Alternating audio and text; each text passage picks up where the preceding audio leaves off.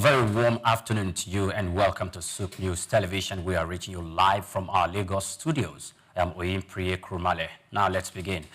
The federal government has secured a $747 million syndicated loan for the Lagos-Calabar Coastal Highway. The funding will go into completing the first section of the road stretching 47 kilometers from Victoria Island to Eleko village in Lagos. The project is over 70% done. The federal government said the deal, coordinated by the Dutch Bank and backed by the regional lenders, including Efcc Bank and Zenith Bank, marks Nigeria's first major international financing of this kind for road infrastructure. The road is being built using reinforced concrete technology expected to last up to 50 years with little maintenance.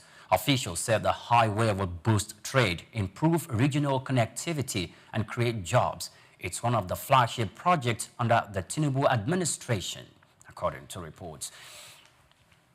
Moving on, the federal government has called on the United States to reconsider its new visa restrictions on Nigeria, describing the policy as harsh and unfair. Effective from July, United States non-immigrant visas, including business, tourism, students, and exchange categories, will now be valid for only 3 months and for single entry. Nigeria's Ministry of Foreign Affairs says the policy could hurt students, professionals, and family visits and may affect long-standing United States-Nigerian ties. A meeting between the Nigerian officials and the United States ambassador was held in Abuja as both countries begin talks to resolve the issue diplomatically. The Economic and Financial Crimes Commission, EFCC, is seeking a new law to criminalize unexplained wealth in Nigeria. The chairman of the commission, Ola Olukoyede, made the appeal during a conference on public accounts and fiscal governance in the Federal Capital Territory. He said the current laws make it difficult to prosecute public officials who possess assets beyond their known income, as the EFCC must first prove a predicate offense before it can act. Olukoyede described corruption in the oil and gas sector as alarming, citing fresh investigations that have exposed large-scale financial irregularities.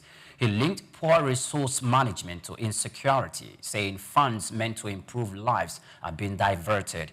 The EFCC also disclosed it has secured convictions for 146 out of 194 foreigners arrested for cyber-related crimes and financial crimes. Now, electricity consumers in Nigeria submitted 254,404 complaints in the first quarter of 2025, mainly due to faulty meters, wrong billing, and irregular power supply.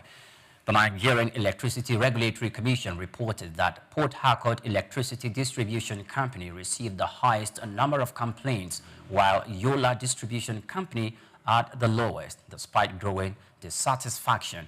Electricity distribution companies collected over 553,630 million naira in revenue within the same period. The Commission disclosed that the 32,200 million naira was refunded to customers after verifying billing complaints and pledged stronger enforcement to improve consumer protection. Driven by soaring pesticide prices and economic strain, farmers across Greece and other parts of Europe are increasingly turning to illegal banned chemicals smuggled from countries like Bulgaria and Turkey. Lab tests reveal that these substances, some outlawed in the European Union for over a decade, pose severe risk to human health and the environment, yet remain widely used due to their low cost and high potency. Authorities estimate that at least 14% of pesticides on EU farms are illegal, with some regions in Greece reaching 25%. Despite seizures and health warnings, the trade persists, with doctors reporting a rise in respiratory illnesses possibly linked to unregulated pesticide exposure in farming communities.